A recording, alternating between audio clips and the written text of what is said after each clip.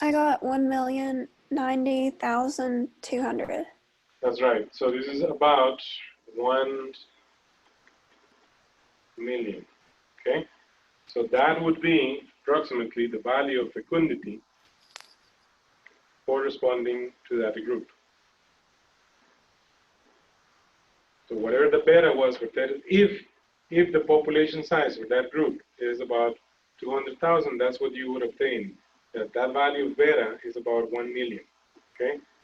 So that means that if that's what you did for the first exploratory questions, when you're setting up the OLS, then you would say, well, I'm going to go with something between 500,000 and 1.5, 1.5 million.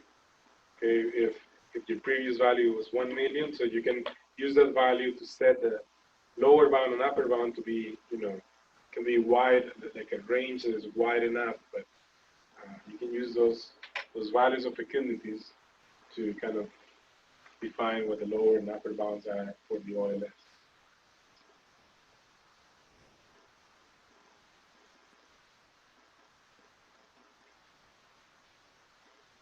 Okay, I do have a question about the code. Okay, go ahead. The Y values, what exactly are the Y values? The Y values in the code, go to switch to the code for a second. Oh, sorry.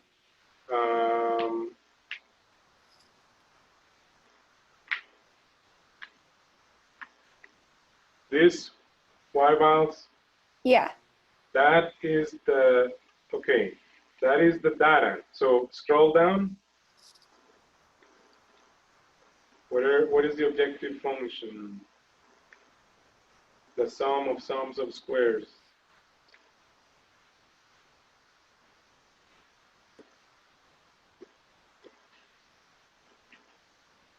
There, in line 55, you have 3 sums, okay?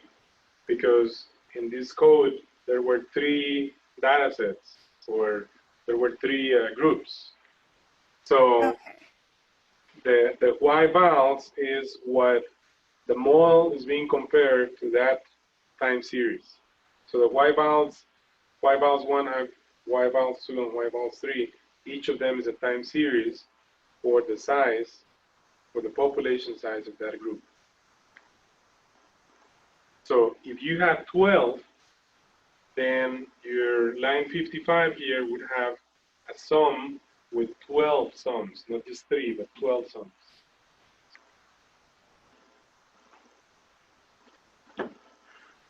And each Y vals, like for example, Y vals 1, go back to your file with the data.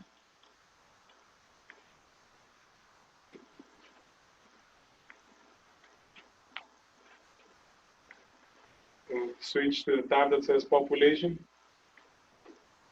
So, for example,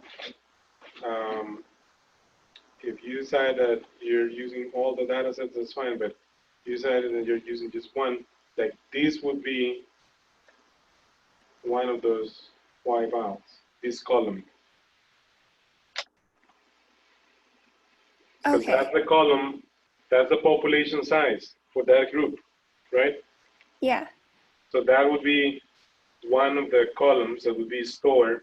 So if your code is reading like read table or read CSV, then it would read this column and it would assign that column to a variable. It's called Y vals 1 or Y vals 2 or something like that.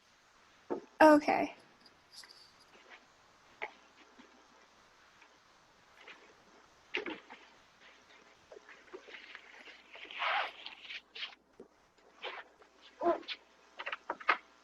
Okay? Okay, I think I'm good now. All right. So I have to, I'm going to end the broadcast right now, but we'll talk more on Thursday, okay? Okay.